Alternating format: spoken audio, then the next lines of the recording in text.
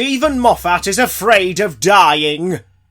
Or at least, he is on paper. And that fear may have placed Doctor Who in an awkward position. Phobias are a part of life.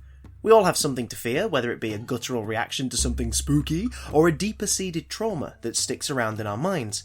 The notion of dying, of ceasing to exist, is a completely rational fear, and one that many folk never come to terms with, right up until the moment itself. Death has also been a very big part of Doctor Who. For evidence, look no further than the body count told during the first and second incarnations of the Doctor Who magazine Time Team, which charted every man, woman and robot that ever snuffed it on screen during the show's entire run. By our last article of the previous format, the body count was up to 1,997. And that's because Doctor Who's universe is one of very real dangers. For every shrill cry of extermination, there follows the sound of a body hitting the floor. Something's got to give. Cause and effect. Pew pew, dead dead. It gives weight to the threats our heroes face, and adds actual tension when we know that one false move, and the Doctor, or their travelling companions, could end up bloody well murdered. But rewind to the start of Steven Moffat's time writing for the show, and there's a distinct lack of finality. Sure, characters do die, but infrequently, and not in a way that really suggests that the principal cast are in danger of never renewing their contracts for another year of Cardiff-based jollities. Let's make it clear, this isn't a criticism of Moffat's work, but more a look into an often missed trait of his storytelling style, and what effects it may have had on the show as a whole. Yes, characters die in Steven's stories, but not as often as you may think. Minor spoilers ahead for Doctor Who stories broadcast from 2005 onwards. Before his tenure as showrunner began, his RTD-era stories show early signs of Moff's reluctance to kill off characters. The Empty Child two-parter famously features the glorious Everybody Lives moment, which works so well in the then Doctor's ongoing narrative, and gave us one of the most memorable scenes in the show's history. It's not to be scoffed at, as the damage-reversing nanogenes work their magic in a plausible way that the story took care to establish. Shortly after, however, the Doctor and Rose save Captain Jack from his near-kabooming act of self-sacrifice, and it's a happy ending all around. Giggity. The Girl in the Fireplace features a handful of off-screen deaths, namely the butchered ship's crew and Renette's unfortunate passing. Blink sees the elderly Billy pass away peacefully in his hospital bed, but no one is killed. And then we come to the Silence in the Library double bill. Here we see a story featuring living shadows, piranhas of the air that strip the flesh clean off of their prey. The ditzy Miss Evangelista falls foul of the vicious predators, and yet her thought patterns remain somewhat functioning in the communication device on her spacesuit. By the story's conclusion, she and the rest of the explorers are alive and well in a computer-generated afterlife. The rest of the library's occupants are downloaded back into existence, having been presumed dead because of their node tributes. The dead being stored elsewhere after their supposed end is a common trait from this point on in a lot of Moffat stories.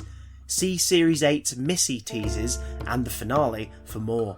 I shan't list every instance of characters not really shuffling off the mortal coil in this video because I'm sure we can all spot more examples together in the comments, but here are a few significant sequences from Steven's time as the showrunner. Necks get snapped, including one key characters in The Time of Angels and Flesh and Stone, but even in this tale, Bob is another case of a character not quite dying and sticking around as part of the story after their apparent fatal end. Amy is shot point blank by an auton bullet during the Pandorica Open's dramatic cliffhanger, but a vaguely explained bit of techno-wizardry inside the Pandorica itself not only keeps her in suspended animation for 2,000 plus years, but also somehow heals the gunshot wound.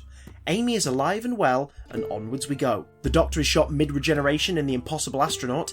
His fate is sealed, until it isn't, by the series end, as the rules of time are broken yet again to keep him alive.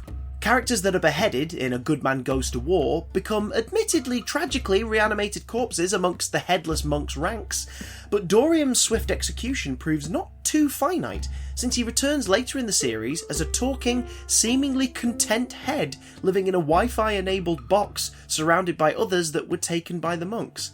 Dead, yes, but not actually dead. Regeneration energy being used to heal the dying becomes a regular trope in Let's Kill Hitler, and Asylum of the Daleks kickstarts the intergalactic Pepper Potts new tradition of not doing much fatal damage in their stories going forwards. Oswin dies, but then she really doesn't, does she? That character eventually shows up again, and then again, albeit as different folks called Clara, but to the audience, we're still seeing Jenna Coleman's character die and then show up again. Speaking of Clara, the companions seem impervious to harm. A Ganga Amy is melted away, then we immediately see that the real Amy is alive. Bill is irreversibly converted into a Cyberman, but wait, no, now she's an immortal puddle creature travelling through space with her puddle girlfriend. She does die eventually, however, as in Twice Upon a Time, testimony takes the form of those who have passed on, but keeps their memories alive and functioning, so their soul, as it were, lives on. Hence why we see Bill, Clara, and Nardole again, because even if they did eventually pass away in their respective timelines and lifetimes, Moffat wrote in a way to see them once more. They're happy and making jokes and not really dead. River Song gets several fatal fake-outs and even lives on after her body is gone as a memory ghost thing. The Time Lords never actually died in the Time War thanks to the Day of the Doctor, and Amy returns in a pre-regeneration vision in the Time of the Doctor.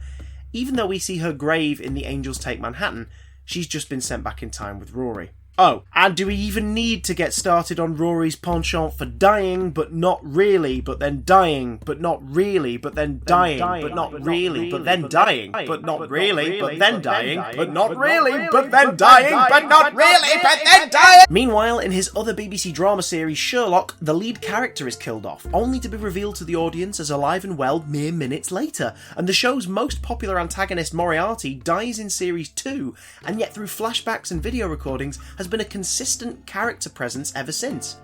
Add Mary Watson's ghost to the proceedings, and these tropes are apparent in all of Steven's current works. So why is this important? Is it really a problem if Moffat has a fear of the end in real life or not? Well, no. And yes. Stakes are important in drama, especially in family entertainment, but they mean nothing if the element of death isn't solid, believable, and frighteningly real. Kids can learn a lot about the world they're growing up in from the stories they absorb. Things that won't become a part of their lives until they grow older are at least introduced to them through fiction. Things such as love, relationships, rejection, morality, and especially grief. To understand that death is a part of our time on this swirling orb in space is a key component of grasping how fragile life can be, and how we should take care of ourselves and others. It teaches us compassion, inspires us to protect and preserve life in all of its forms, because things could change for the worse at any moment. It's why we look both ways when we cross the road, why we check the best before dates on our food, why we don't play cricket with a brick instead of a ball. So if Doctor Who is going to feel frightening and perilous once more, it needs to embrace death going forward. Nastier monsters, compassionless villains, and, aside from the Doctor's ability to regenerate, no more resurrections. As for Steven, I hope he continues to write however he chooses to.